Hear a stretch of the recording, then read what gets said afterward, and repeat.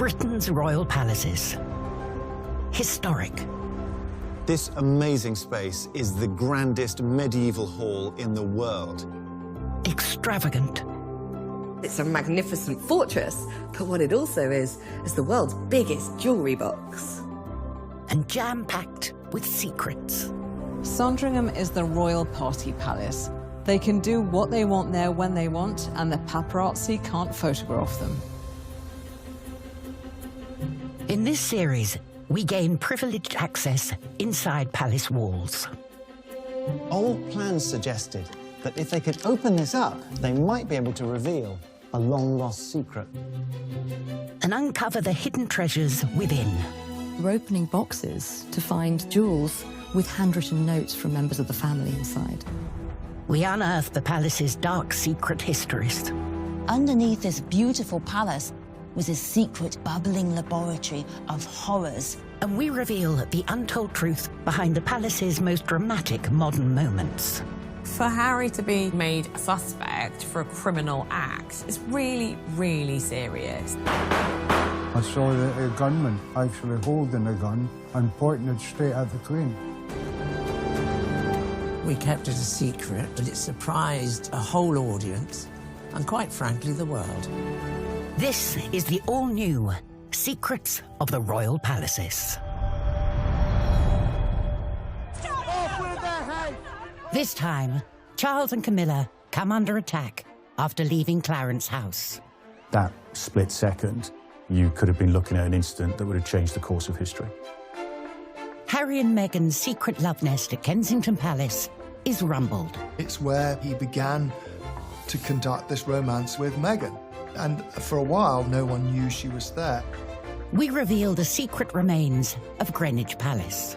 Down these stairs is the only surviving intact space from the Tudor palace. And uncover why Buckingham Palace's fanciest coach is so despised by its royal passengers. King William IV said it was like being tossed around in a stormy sea, and Queen Elizabeth II admitted later that it was indeed horrible.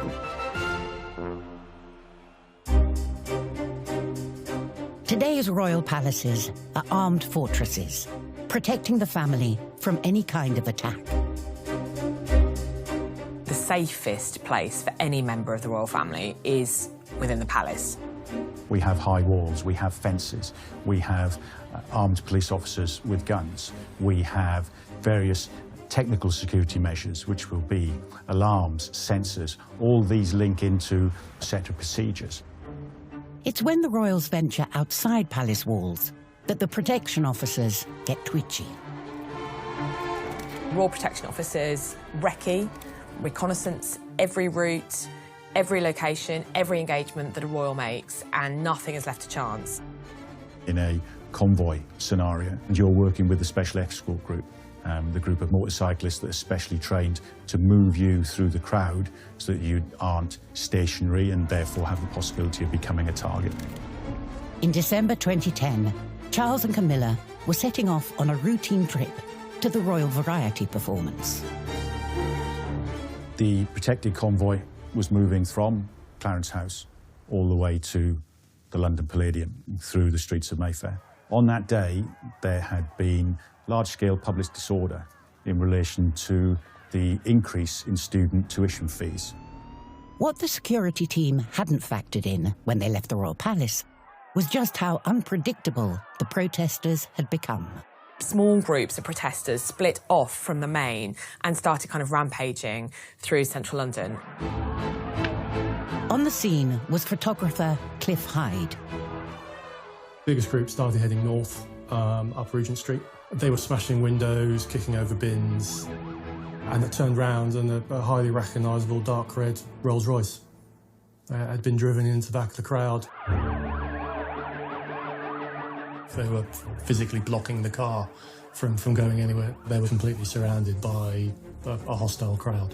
You've got the heir to the throne and his wife absolutely dripping in jewels in a car worth several millions of pounds going through what was effectively a riot. Massive potential for disaster. Inevitably, you're going to get militant groups who go to these things looking for a fight. And they found Charles and Camilla. When the crowd first surrounded the car, they were both still kind of waving and smiling. All right, Charles, how you doing, mate? But then the reaction changed. This is so unprecedented that they probably can't believe themselves what's going on. And for about 30 seconds, the mask slips a little bit and you can kind of see what's going on in their heads, and it's fear. You can hear, off with their head, off with their head, you know, referencing the French Revolution.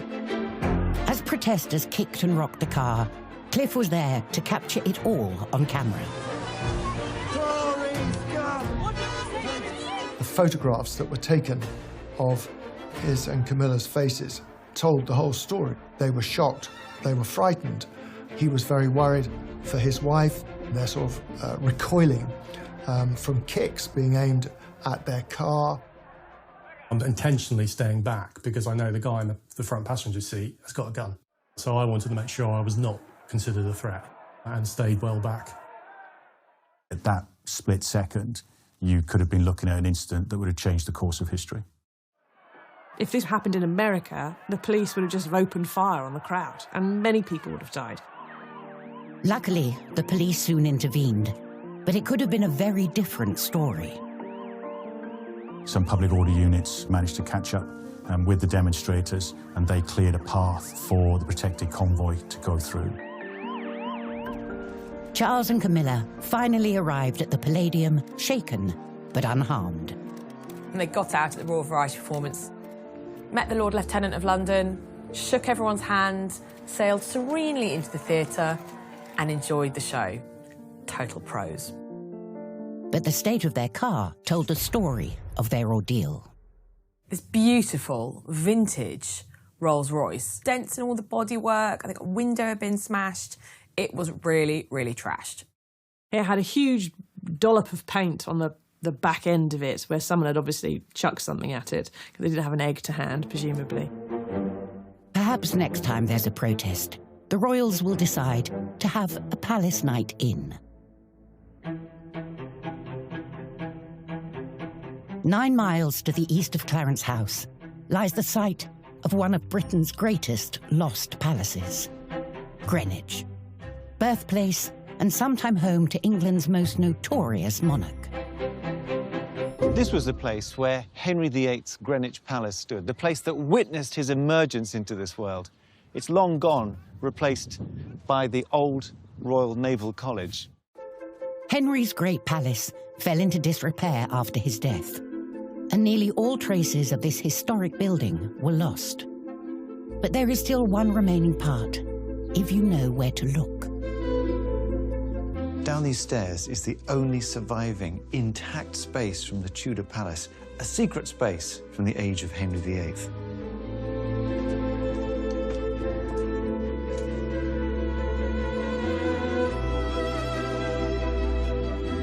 This is the undercroft of part of the Great Hall of the palace that was built in the years around 1500 by Henry VIII's father, Henry VII, a place to store wine for the major rooms above, which were used for dining.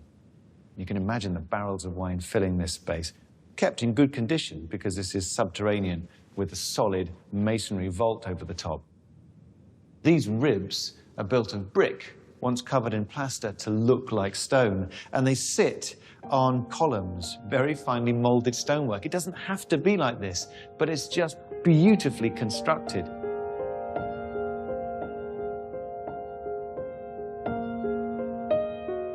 These are the last physical remains of a site of nation-changing royal events. So not only did Henry VIII marry 2 of his queens at Greenwich, but 2 of his children were born there. Mary I and Elizabeth I were both born at Greenwich. Greenwich, of course, also the site of the very infamous episode with Anne Boleyn, where she was seen to drop a handkerchief at the tilt yard, accused of treachery and treason, transported down the Thames to the Tower of London, and she was beheaded.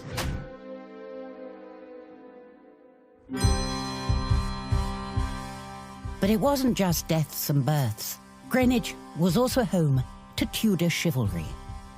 This is the site, rumour has it, where Sir Walter Raleigh lay down his cape in a plashy place for Elizabeth I to cross over so that she kept her feet dry. What an act of gallantry.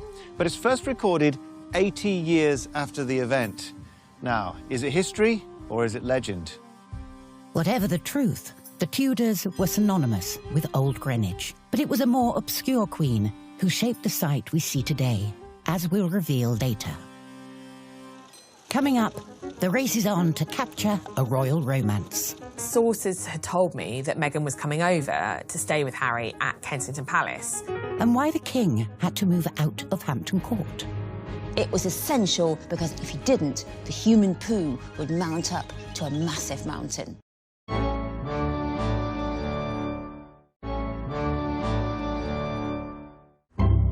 Today, Buckingham Palace is the public face of the royal palaces, a showcase both outside and in. Its 600 rooms are packed with priceless art, statues and jewels. But one of its greatest treasures can be found hiding 500 metres away in the Royal Mews. It's the royals' glitziest set of wheels. The Golden State Coach is about as unsubtle as you can get if you want to make a massive entrance. It's straight out of a fairy tale. You can imagine Cinderella turning up in it, having it been transformed from a pumpkin. The whole thing is covered in gold leaf. It is astonishingly bling. The coach was originally commissioned for King George III in 1760 to transport him from Buckingham Palace on special occasions. At the time, it cost £7,562, which today is equivalent to about £1.5 million. It has been used for every single coronation since George IV. Most famously, it was used for the coronation of Queen Elizabeth II in 1953. And she travelled down the Mall in the Gold State Coach, looking down to the crowds who were all cheering around her. This sensational gold coach is adorned with secret royal symbols. On the very top are 3 huge cherubs that represent England, Ireland and Scotland, and they hold the orb, the sceptre and the badge of knighthood. And then, best of all, we have these 4 Triton figures, half men, half fish, who are moving forward with the coach, blowing on their conch shells, their hair, their moustaches flying back in the wind. It is just the most extraordinary symbol of naval power, of British victory at war. It is the ultimate expression of luxury, but it hides a secret problem. It is incredibly uncomfortable to ride in. King William IV said it was like being tossed around in a stormy sea. Queen Victoria, well, basically she refused to ride in it, and Queen Elizabeth II said that it was a little uncomfortable, and then I think she admitted later that it was indeed horrible. One of the reasons that the coach is so very uncomfortable is its size. It is ginormous. It's 7.5 metres long, almost 4 metres high.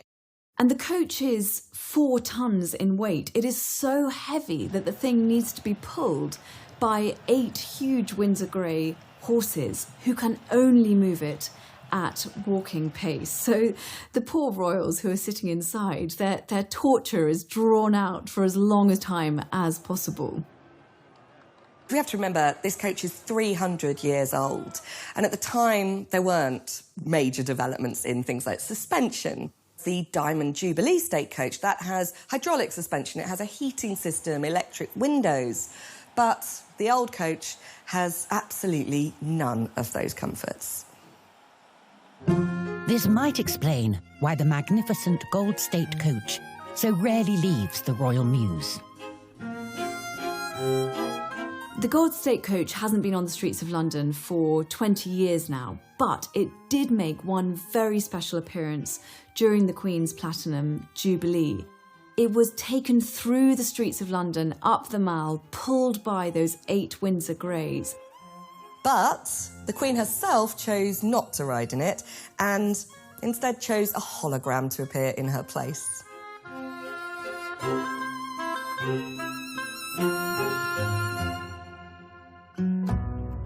From shiny coaches to sparkling chandeliers, today's royal palaces are pristine and beautiful.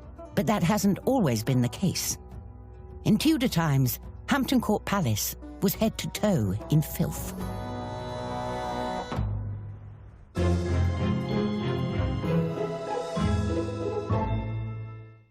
Henry VIII, we often think of him as rather a grimy, greedy king. That wasn't the case. He was incredibly clean. He washed every couple of days. He always wore clean linen. He actually wore a piece of fur next to his skin to stop the mites from getting at him. And when it came to his palaces, he decided to launch a war on dirt. For example, he brings in some urinals around Hampton Court Palace so that the courtiers can use them. He actually also builds a giant mass latrine for 14 people to use. The idea that you go to the loo here, not in the corridor. He also marked up the walls with X's, holy crosses, to try and dissuade people from leaning against the walls, because the idea was that it's a holy spot. Unfortunately, there's not only nowhere for the urine to go, there's nowhere for the other stuff to go. Underneath the palace is a giant chamber where all the human excrement is kept. So Henry brought in a lot of cleanliness measures, but it just didn't work. In the end, the only way to escape the filth was to move. They go to one palace, then they leave it. Give it some time to air out and some of the dirt to fade and the smells to fade. But also, this is the only moment that you could move out from below the chambers, the epic mound of human excrement, and bury it elsewhere. So really, it was essential to move palaces because above all, if you didn't, the human poo would mount up to a massive mountain. Outside their palaces, our royals are always in the public eye. It's behind the gilded gates where they can enjoy a private life, free to live, relax, and even fall in love, away from the media's prying eyes. No matter how long your paparazzo photo lenses, you're not going to get a photo of a newly loved-up couple inside a royal palace. As far as any media are concerned, anyone who's in that palace has a reasonable expectation of privacy, and so you're not allowed to, even if you could. When Prince Harry started dating the American actress Meghan Markle in July 2016, he wanted to keep it hidden from the press. Luckily, Harry knew just the palace for a secret liaison. Harry had inherited from his brother Nottingham Cottage, which is a standalone little house inside the grounds of Kensington Palace, and it's where he began to conduct this romance with Meghan. And for a while, no one knew she was there. The palace will have helped keep their relationship a secret to some extent because it's extremely secretive. And it's a huge, sprawling estate, and there's lots of ways in and out. It is possible, if you have a hat on, to wander in and out and almost pass as one of the members of staff. And when you come out, you're in very busy Kensington High Street. You just look like a tourist who's wandering about the gardens. Quite quickly, Meghan was given her own security pass so that she could come and go as she pleased and could wander Kensington High Street. And at that point, no one knew the two of them were dating. It's very unusual for a girlfriend to be staying very regularly behind the scenes with a royal, on royal property, but there was extreme circumstances at play here. Prince Harry is one of the most famous young men in the world. Whenever he's seen with any female, the world would just go crazy. The only way they could pursue a normal romance was to do it all behind closed doors and on royal property where they wouldn't be seen. He'd had 2 previous high-profile romances, one with an actress, Cressida Bonas, and another with Chelsea Davy, a businessman's daughter, constantly conducted in the glare of the public spotlight. And he was determined with Meghan to give it a chance. I mean, those romances with those two other girls largely broke down because they didn't enjoy the public spectacle of being seen on the arm of a high-profile royal. He was genuinely worried he would never find someone who would put up with all of the paraphernalia and the publicity and the scrutiny. For several months, Harry managed to keep his new girlfriend hidden from the press. But very few royal romances can be kept under wraps for long. After 4 months of secret dating, they were outed by the Sunday Express. Harry was furious that the news had got out. Every other newspaper was furious that they had missed the scoop. The next big thing was getting the first photograph of them together. Harry's battle with the press was on. There was some suggestion that maybe they should go to the rugby match together, be pictured there, and that would then kill the market for the picture. But Harry did not want to play that game. He was so determined to protect her. He wasn't going to do any sort of sweetheart deals with a particular magazine or whatever for a picture at an event. He was going to announce it on his terms when he wanted to. Harry is instinctively a secretive man. He wanted to keep the romance as private as he could. But Harry knew the Paps would do everything they could to get their hands on the photo.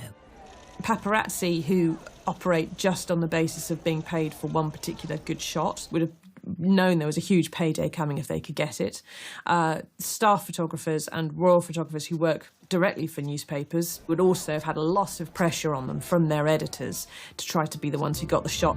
In December 2016, Harry arranged for Meghan to spend Christmas with him, hidden at Kensington Palace. It was meant to be a secret, until word of the visit leaked to The Sun's royal editor, Emily Andrews. Sources had told me that Meghan was coming over to stay with Harry at Kensington Palace. So I was very excited. I thought, oh, could this be the moment when we could maybe get a photograph of them together? Coming up, Harry and Meghan take on the Paps circling Kensington Palace. I think the photographers were a bit nervous about upsetting Harry. He's quite a volatile character. And how a mini palace in Greenwich revolutionised our towns and cities. That is one of the most important examples of architectural history in the whole of Britain.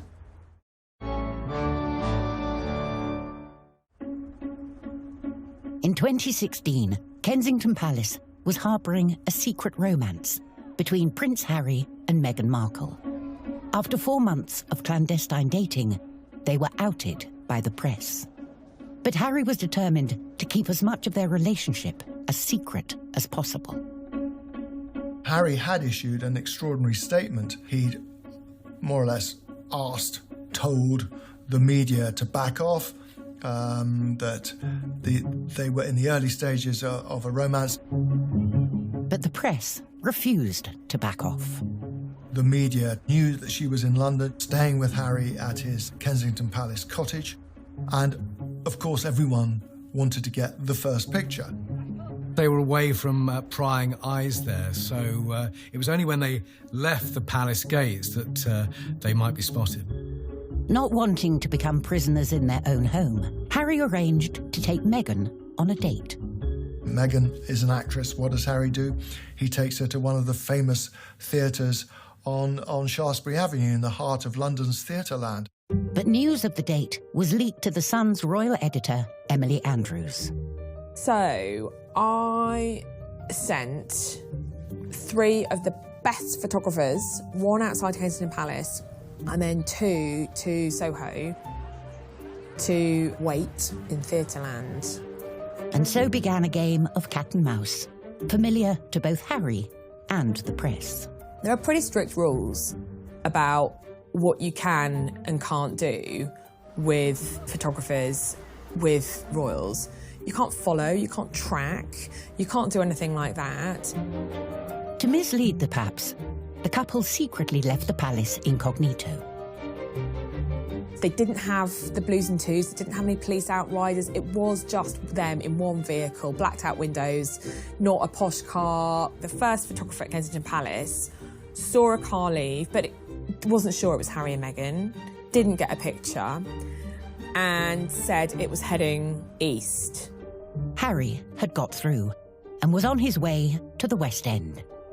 What would often happen, Harry and Meghan would wait until the lights were down and then they'd slip in and take their seats and try and be as incognito as possible. And that evening, they got stuck in traffic on Regent Street. And because they were running late, they decided to get out of the car and walk to the theatre. And it was then that the photographer spotted them. But if Harry clocked their camera, it would be game over for the Paps.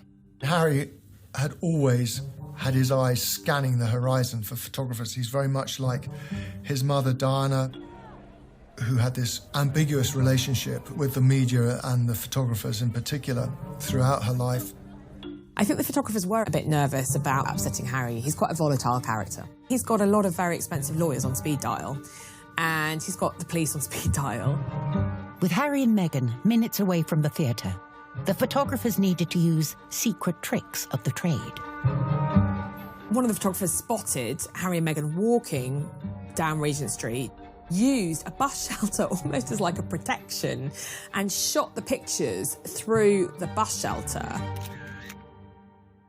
That's part of the appeal of the photograph. It wasn't some staged, managed photo call. This was a very candid photograph. I really love the fact that the first pictures we had were very low-key. They were very in sync with each other. You know, the matching beanies was kind of giving the kind of we're in it together vibes, you know, holding hands. There was something about that photograph that instantly relayed to the world that this was no flash in the pan, this was no passing romance. This was a couple who were very serious about one another.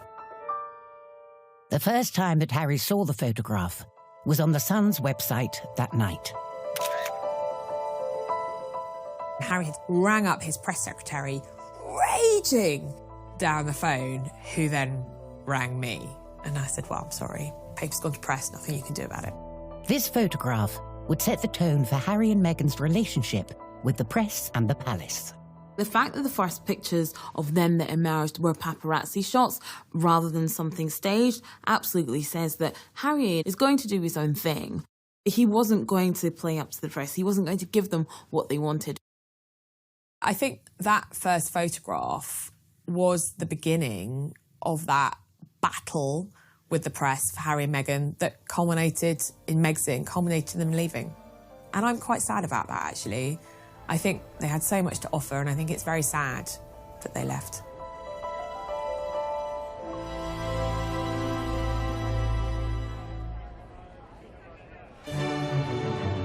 From Harry and Meghan to Charles and Camilla, the royals are Britain's most famous family, and their palaces are just as recognisable. Buckingham Palace is undoubtedly the best-known residence in the world. It's right up there with the White House. But some former royal residences have fallen into the shadows. Tucked away in the leafy royal borough of Greenwich lies one of the most important buildings in the land. Built for Queen Anne of Denmark, wife to James I, allegedly following a bizarre hunting accident. The story goes that Anne accidentally shot one of James I's favourite hunting dogs. James abused Anne and then repented. And as part of his remorse, he had the Queen's palace especially built for her. Her husband supplied the money, but it was Queen Anne who commissioned a cutting-edge architect to design a home like nowhere else in the country. That is one of the most important examples of architectural history in the whole of Britain. The Queen's House at Greenwich was designed by Inigo Jones, who had been a designer of stage sets for King James I. Inigo's revolutionary mini-palace would be Britain's first classical building since the Romans. Classical design is all about symmetry and proportion. And this building has a strict symmetry. One side is just like the other one in a mirror image. The straight lines of the balustrades and the sharp edges of the walls are all about describing the tight proportions that organize this building. It's a jewel box, and it would have been in stark contrast to the sprawling red brick palace that was set against the banks of the Thames behind it. It was wildly influential. In the next 200 years, every town and city in Britain was in some way influenced by this one building. Unfortunately, Anne didn't live to see the building completed, which was only finally completed several years later and overseen by Henrietta Maria, the wife of Charles I. Built between the grounds of the old Tudor palace and the park beyond, the Queen's House is in fact one of the grandest bridges in England. You'd never know it today, but this was once the main Woolwich to Deptford road, and Inigo Jones cleverly designed the Queen's House to straddle it. These bridges gave the Queen a private route from the house to the park, so she didn't have to mix with the carts and the riffraff. No expense was spared, and the inside of the Queen's House was designed to be as shockingly modern and dazzling as the exterior. This is the centerpiece of the design, the Great Hall. Inigo Jones designed it with a pure geometry, with symmetrically arrayed Italian details, the whole thing an import from Renaissance Italy, and England had never seen anything like it. This was a new vision in England, a land used to parades of random tapestry-lined halls. On the floor, there's a geometric array of circles and squares, and that's mirrored on the ceiling. And hidden inside is a radical piece of engineering. This isn't any flight of stairs, this is the tulip stairs, and it's remarkable because it's a self-supporting spiral where each step emerges from the wall to support the one above it, relieving the centre of any structure. It's the first of its kind in England, which must have been incredibly modern and impressive. But its name is misleading. The name Tulip Staircase refers to the flowers in the wrought iron railings. But that name hides a secret, because those flowers aren't tulips, they're actually lilies, which are the royal flower of France, to complement Henrietta Maria, who was born in France. The staircase is an outstanding survivor of Greenwich's royal past.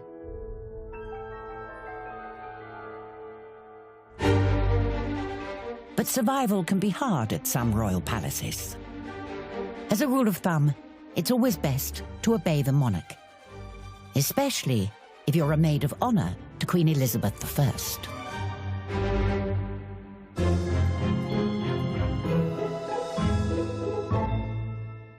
It's 1560, the court of the Virgin Queen surrounded by her ladies who were also virgins too. Well, so she thought. There was a complete, shocking scandal at the heart of the royal court, and it was over Catherine Grey. Now, Catherine Grey is a real threat to Elizabeth. She's her cousin, and therefore she could be an heir to the throne. And what Elizabeth doesn't want is Catherine Grey getting married, because this will strengthen her, and also Catherine Grey having a son, because that could be a complete challenge to Elizabeth. But behind Elizabeth's back, Catherine Grey has fallen desperately in love with a young man called Ned Seymour. It's terribly romantic. They get married in secret. Now they're married, they basically have sex in all of Elizabeth's palaces, everywhere. They have it in Greenwich, in Westminster. You name the palace, they're having sex in it. And the inevitable happens. Catherine falls pregnant. This is a big problem. She cannot hide a pregnancy from the Queen. Elizabeth is furious. She blows her top. This is an incredible threat to her. Catherine Grey has got married without her permission. She's really disobeyed Elizabeth. And also, on top of that, she's pregnant. So she throws Catherine Grey into the Tower. And when Ned gets back from his trip to Europe, she throws him in the Tower as well. Catherine gives birth to her son in the Tower. And then, well, the Tower isn't quite what it's supposed to be, because Catherine and Ned's rooms are 10 feet away from each other, and an obliging jailer says he'll open the door so that Ned can slip in to Catherine's room. They make merry on Catherine's bed, and Catherine gets pregnant again in the Tower, and this is when Elizabeth goes completely mad. Elizabeth claims the marriage is not real, the marriage is annulled, any children will be illegitimate, they are not a threat to her. Elizabeth says that Catherine and Ned must be separated and that Catherine must stay with male relatives, pretty much keeping her under house arrest, also must be separated from her eldest son. Catherine is heartbroken. She wants her husband, she wants her son. She's completely devastated and she pretty much wastes away with a broken heart and dies aged 27. And after this, Elizabeth keeps a very close eye on what her ladies are up to in the palaces. Still to come, the royal building at Greenwich is used to get one up against an old enemy. What it shows is William and Mary crushing the Catholic rival Louis XIV of France. And murder most horrid at St. James's Palace. His body is covered with these awful pustules. There's this terrible smell. His back is brown.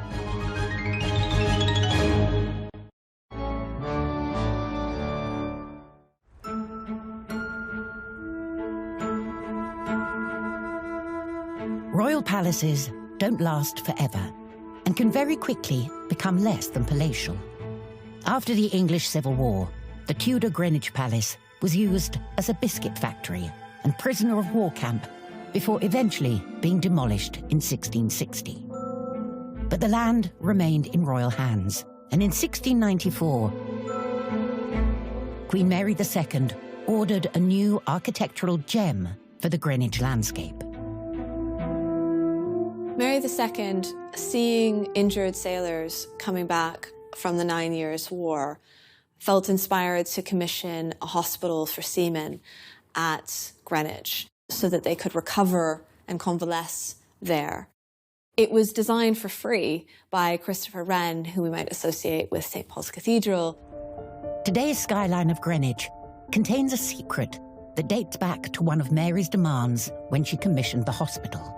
Queen Mary ensured that the hospital buildings were split to provide an avenue that led from the river, through the hospital grounds, up to the Queen's House, and then Greenwich Hill beyond.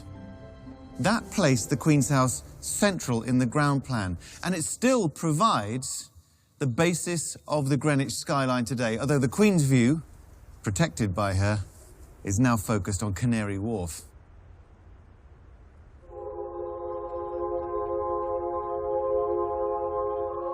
This magnificent royal ensemble is now recognized as a World Heritage Site. But arguably, the most extraordinary masterpiece of all lies hidden inside.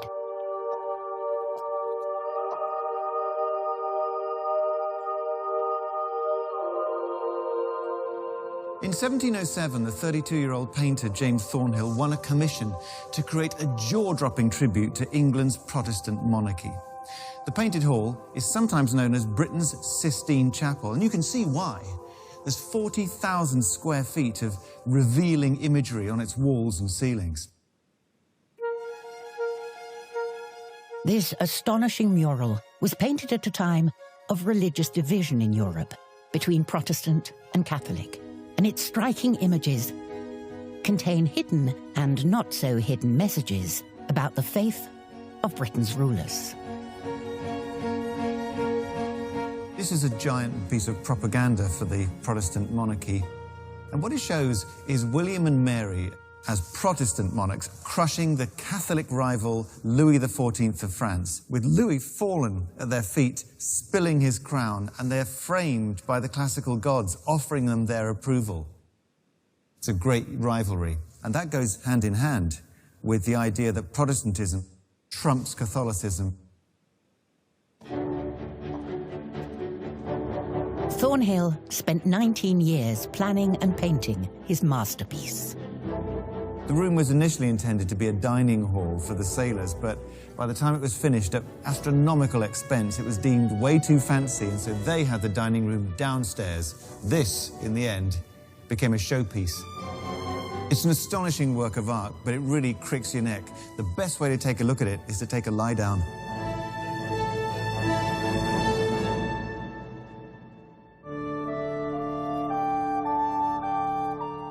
For all their dazzling beauty, a royal palace can be a dangerous place, full of jealous rivals plotting secret schemes, especially for courtiers visiting St. James's Palace in the 17th century.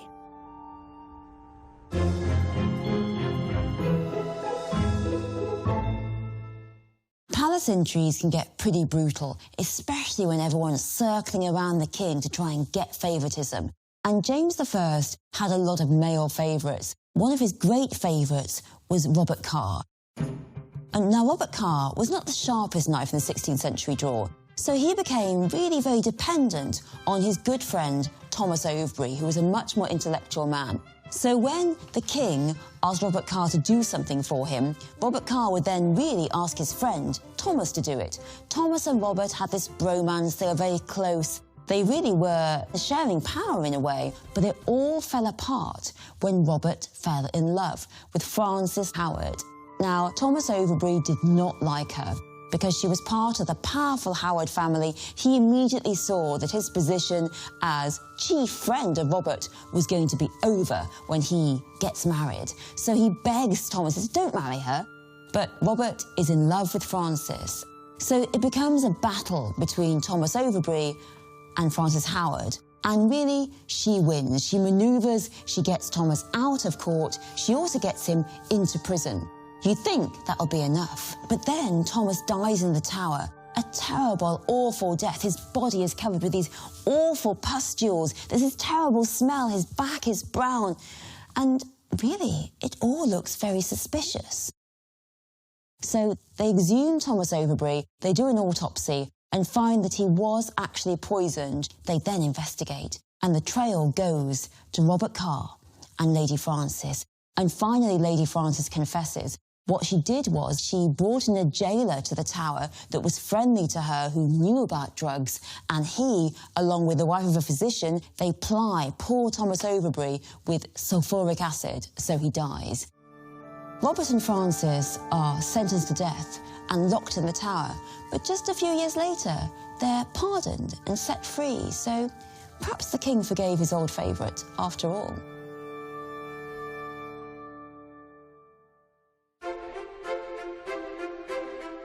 Next time, behind the scenes at a Buckingham Palace party that almost went up in flames. That apparently it's treasonable. We'd have all been taken to the tower. We discover the diamond ring that started a palace love story. There is a secret to this ring. It was a private message from Prince Philip to Princess Elizabeth. And a deadly cover-up at Sandringham. How shocking is that? The British king was killed in his own bed, in secret, in his own palace. Those secrets a little earlier next week at 7:50. With high-octane opinions, he's made a career from saying it as he sees it. Jeremy Clarkson, King of Controversy, brand new tomorrow night at 9. Next, the story of Stock Aitken and Waterman, told by the stars they made. A lot of love from Kylie, Jason and many more for the Legends of Pop. Part 2 in just a moment.